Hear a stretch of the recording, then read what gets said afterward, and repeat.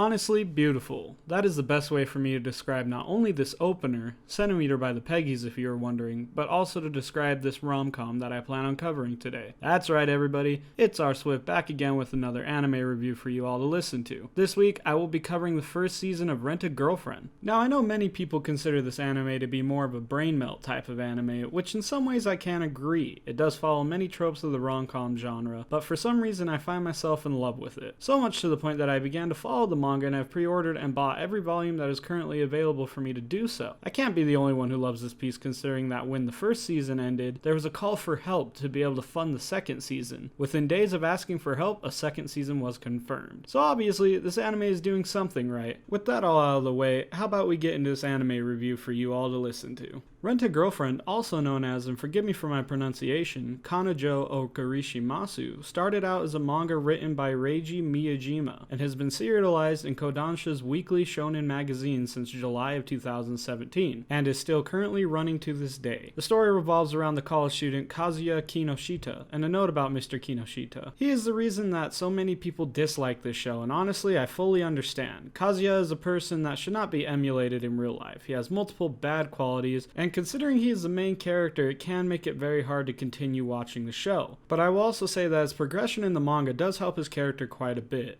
I just feel as though the mark was missed with this character in the beginning of the story, and that turns a lot of people off from the series. But let's get back to the storyline. Kazuya is a college student whose world is looking up as he has gotten his first girlfriend, Mami Nanami, until suddenly Mami dumps Kazuya at a random, sending him into a pit of despair. He then contemplates the possibility that he will be forever alone, and he doesn't want that. He then finds an app where he can rent himself a girlfriend who will go out on a date with him for a fee. Wallowing in loneliness, he immediately books a date with the highest rated girlfriend, Chizuru Mizuhara. Let me tell you folks, Chizuru Mizuhara, whose real name is actually Chizuru Ichinose, is the best part of this show. To be honest with you all, she's the main reason I fell in love with this show and still love it. In my opinion, she should be considered top tier when it comes to characters. Now keep in mind, this show does have its harem, but Chizuru will always stand out as the best character in this whole piece. Well, at least in my opinion. Anyways, they have their first rental date, and although Kazuya enjoyed it, he's quick to criticize and begins to talk about how this is all just for show and that is more of a negative business than a positive. Once again, another thing that makes you really dislike Kazuya as a character.